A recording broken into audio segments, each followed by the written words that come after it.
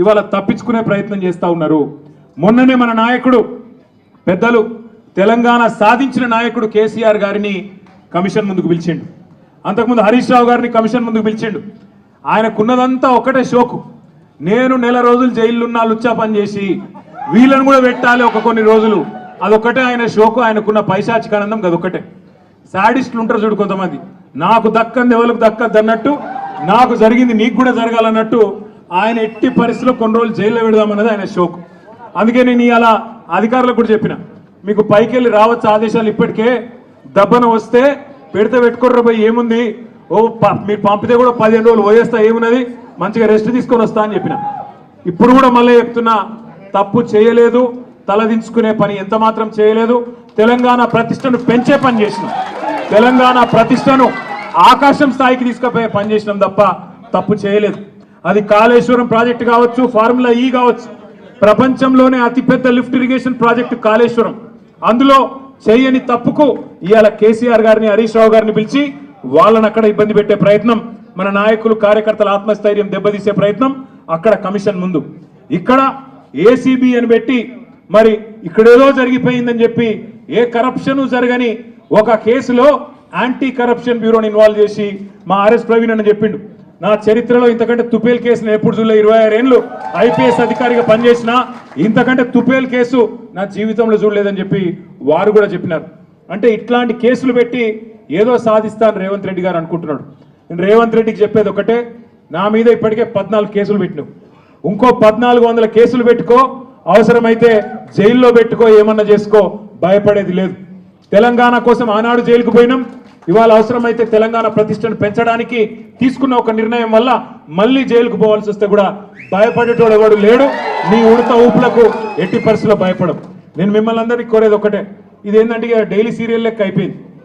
ఎట్లా అంటే ఒకరోజు పిలుచుడు, కూర్చోబెట్టుడు, 9 గంటలు ఆడ కూర్చోబెట్టి ఛాయ్ తాగిపించి ఏం చెప్తాం సార్, ఇక మాకు పైకి వెళ్ళే ఆదేశాలు ఉన్నాయి, ఏం చేయాలని పాపం వాళ్ళు కూడా ఇక ఏం చేయాలో తెలియక అడిగిందే అడుగుతాను. అందుకే నేను మీకు కూడా రిక్వెస్ట్ చేసేది ఒకటే, మనం అందరం కూడా కాన్సన్ట్రేషన్ చేయాల్సింది, మనందరం కూడా పార్టీగా ఆలోచన చేయాల్సింది, దృష్టి సారించాల్సింది 2-3 పనుల మీద. ఒకటి, ఖచ్చితంగా మరి మనం రాబోయే స్థానిక సంస్థల ఎన్నికల్లో ఒక్కొక్క ఊర్లో బరి గీసి లైన్ గీసి ఒక్కొక్క కాంగ్రెస్ పార్టీ నాయకుని ఫుట్బాల్ ఆడుడు ఎట్లా కాంగ్రెస్ పార్టీని చిత్తుగా ఓడగొట్టాలి లోకల్ బాడీ ఎలక్షన్ లో, దాని మీద దృష్టి పెడదాం.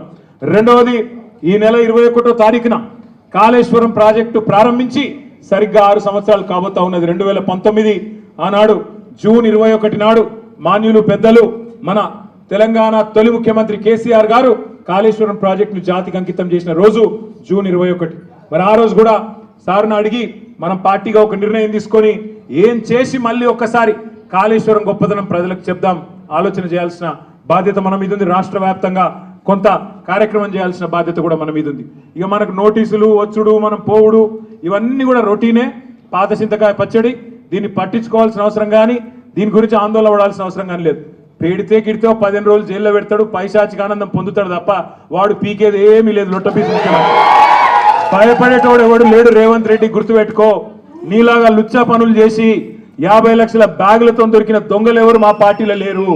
నీలాగా లుచ్చా పనులు చేసి అడ్డదారిలో పదవులు కొనుక్కొని ముఖ్యమంత్రి అవుడు, పిసిసి ప్రెసిడెంట్ అయ్యే లుచ్చా పనులు చేసినోడు ఎవడు కూడా లేడు. మన బాగా బాధపడ్డాడట రేవంత్ రెడ్డి. నేను హౌలా అన్నా, బాధపడ్డాడట. నేను అడుగుతున్నా ఒకటి, తెలంగాణ ముఖ్యమంత్రి వయ్యుండి జై తెలంగాణ అనకపోతే నేనేమనాలి, మరి ఏం పేరుతో పిలవాలి? తెలంగాణ ముఖ్యమంత్రి వయ్యుండి తెలంగాణ రాష్ట్రాన్ని ప్రతిరోజు కించపరిస్తే నేనేమని పిలవాలి? తెలంగాణ ముఖ్యమంత్రి వయ్యుండి తెలంగాణ రాష్ట్రాన్ని దివాలా తీసిన రాష్ట్రం అంటే ఏమనాలి? తెలంగాణ ముఖ్యమంత్రి అయ్యుండి ఢిల్లీకి పోతే నాకు అపాయింట్మెంట్ ఇస్తలేరు, దొంగను చూసినట్టు చూస్తున్నట్టు నేను ఏమనాలి? తెలంగాణ ముఖ్యమంత్రి అయ్యుండి చెప్పులు ఎత్తుకపోతాడేమో అని భయపడుతున్నారు అంటే ఏమనాలి నిన్ను? అందుకే ఇక నేను ఎక్కువ అనగాని మీరు అనగాడికి అన్నారు, కానీ అది కాదు, నాకు అర్థం కాదు. ఆడవాళ్ళు 9 గంటలు వాళ్ళు కూర్చోబెట్టి మర్యాదలు చేసి వాళ్ళు పంపిస్తే మీరు 9 నిమిషాలని నాకు రక్తం వచ్చినట్టు చేసి మొత్తం కడుపు పిసుకుడు. అక్కడ పిసుకుడేమో కానీ ఇక్కడ పిసుకుడు ఎక్కువైపోయింది. కాబట్టి